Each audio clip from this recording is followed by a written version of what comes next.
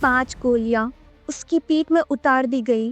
राधिका यादव, एक नाम जो कोर्टरूम में सिर्फ एक लाश बन के रह गया, और उसका कातिल कोई और नहीं, उसका अपना पिता।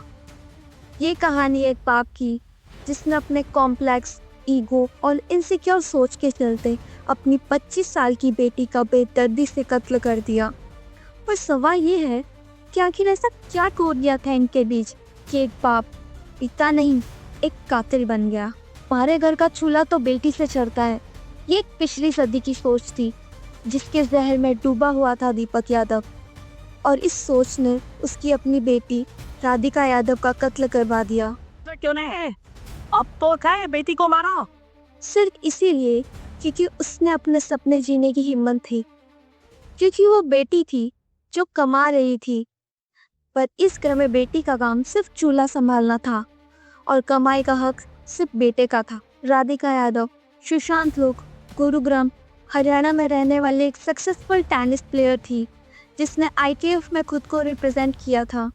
इंजरी के बाद उसे कोचिंग का ऑफर मिला जिसमें वो गुरुग्राम में बच्चों और टीन्स को ट्रेन किया करती थी।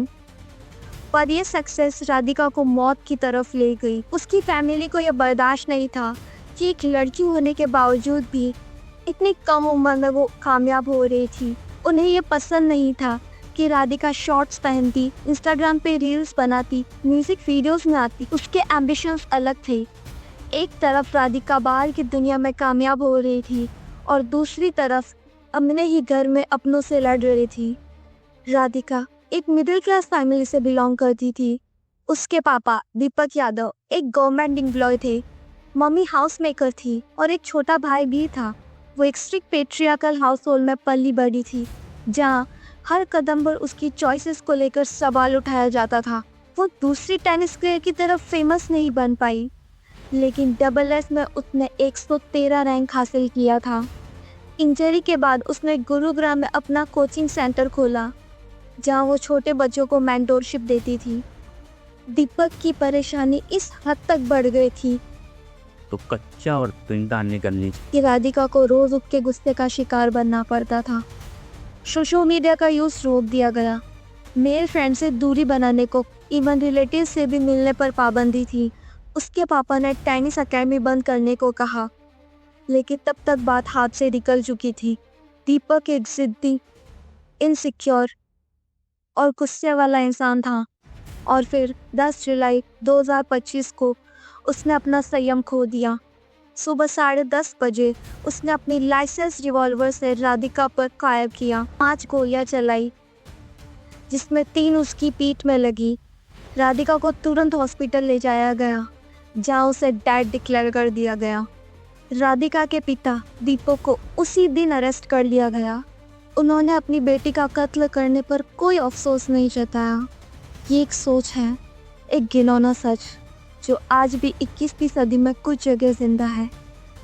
अगर लड़की घर चला रही है तो वो इज्जत के खिलाफ माना जाता है। लोग क्या कहेंगे, लोग क्या सोचेंगे, यही है वो पेट्रियार्कल ईगो जो एक आदमी को अंदर से राक्षस बना देता है। बहुत ज्यादा बढ़ गई औरतों की लॉ कंट्रोल, कुछ करना पड़े। राधिका की दोस्त ने बताया कि पिता और बेटी के बीच में काफी तू मैं हो रही थी और दीपक ने उसे मारने की धमकी भी दी थी। इस हादसे के बाद सेलिब्रिटीज, प्रोटेस्टर्स और सिटीजन्स ने अपना दुख व्यक्त किया। घर के अंदर का जहर जिसने बाप और बेटी के रिश्ते को धीरे धीरे खोखला कर दिया। किसी ने महसूस भी नहीं किया कि एक सोच जिसने एक बेटी की आज़ादी छीन ली और एक पिता ने अपनी ही बेटी को हमेशा के लिए आज़ाद कर दिया। मैं तुझे मार दूंगा क्या सिर्फ एक अल्फाज थे? ये एक सोच जो ईगो के आगे रिश्तों का गला घोट देती है। जिस हाथ में पाला उसी हाथ ने जिंदगी छीन ली। 4 लोग क्या कहेंगे, यही सोच ने एक सपना ज़मीन में दफना दिया है। आज राधिका सिर्फ एक नाम नहीं, एक सवाल बन चुकी है। एक सवाल जो हर बेटी, माँ और दोस्त के दिल में गूंज रहा है। घर ही बेटी के लिए कब्रिस्तान बनेगा। अगर आप चाहते हो कि राधिका जैसे सपने फिर ना बुझे तो शेयर कीजिए इस वीडियो को, कमेंट करो हैशटैग जस्टिस फॉर राधिका। अपनी आवाज़ उठाओ, क्योंकि अगर आज भी चुप रहे तो कल किसी और की बेटी राख बन जाएगी।